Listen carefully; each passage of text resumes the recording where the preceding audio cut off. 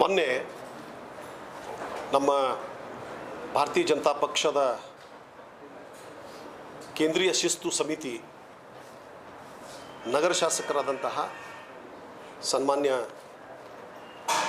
ಬಸನಗೌಡ ಪಾಟೀಲ್ ಯತ್ನಾಳ್ ಅವರನ್ನು ಉಚ್ಚಾಟನೆಯನ್ನು ಮಾಡಿ ಆದೇಶವನ್ನು ಹೊರಡಿಸಿದ್ದಾರೆ.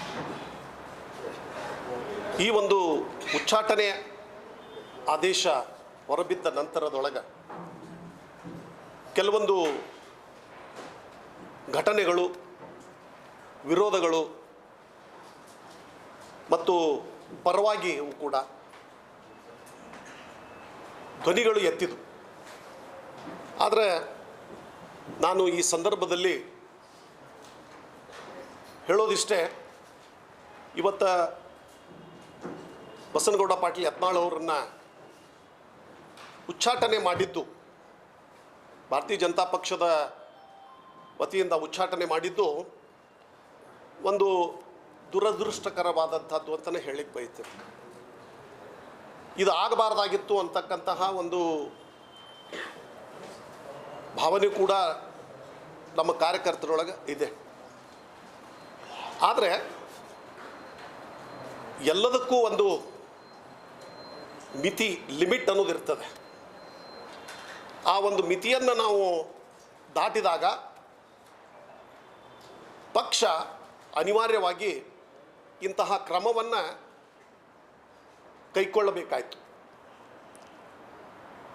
ಇದು ಅನಿರೀಕ್ಷಿತವಾಗಿ ನಮ್ಮೆಲ್ಲರಿಗೂ ತಿಳಿದು ಬಂದ ವಿಷಯ. ಆದರೆ ಇವತ್ತು ಬಸನಗೌಡ ಪಾಟೀಲರು ಉಚ್ಚಾಟನೆ ಆದ ನಂತರ ಕೆಲವೊಂದು ಪ್ರತಿಭಟನೆಗಳು ನಡೆದು ಮತ್ತು ಕೆಲವರು ಪರವಾಗಿಯೂ ಕೂಡ ಸಂಭ್ರಮಿಸಿದರು. ಆದರೆ ಇದು ಸಂಭ್ರಮಿಸ್ತಕ್ಕಂತಹ ವಿಷಯನೂ ಕೂಡ ಅಲ್ಲ ಅಂತೇಳಿ ಹೇಳಲಿಕ್ಕೆ ಬಯಸ್ತೇನೆ. ಈ ಒಂದು ಬಸನಗೌಡ ಪಾಟೀಲರು ಉಚ್ಚಾಟನೆ ಆದಂತಹ ಸಂದರ್ಭದೊಳಗೆ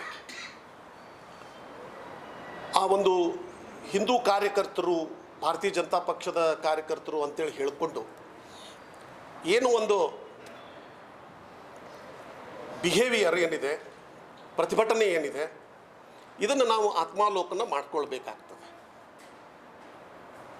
ಯಾಕಂದರೆ ಇದ್ರಾಗೇನು ಯಾರೂ ಹೊರಗಿನವರಿಲ್ಲ.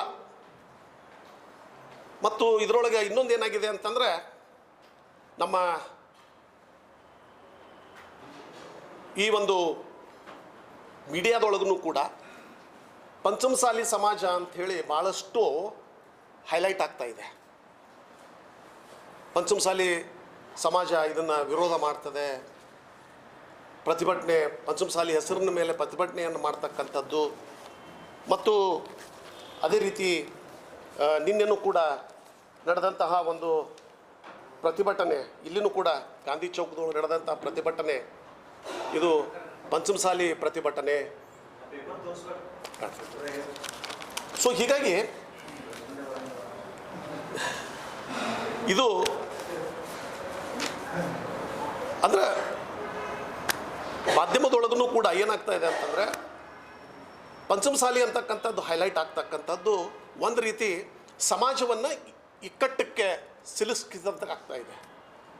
ಯಾಕೆಂದರೆ ನಿನ್ನೆ ಆತ್ಮಾವಲೋಕನ ಮಾಡಿಕೊಂಡ್ರೆ ಅಲ್ಲಿ ಎಷ್ಟು ಮಂದಿ ಪಂಚಮಸಾಲಿಯರಿದ್ದರು, ಅಲ್ಲಿ ಭಾಗವಹಿಸಿದಂಥವರು ಹೆಚ್ಚು ಕಡಿಮೆ ಯಾರಿದ್ರು ಅಂತಕ್ಕಂಥದ್ದು ಭಾಳ ಮಂದಿಗೆ ಗೊತ್ತಿದೆ.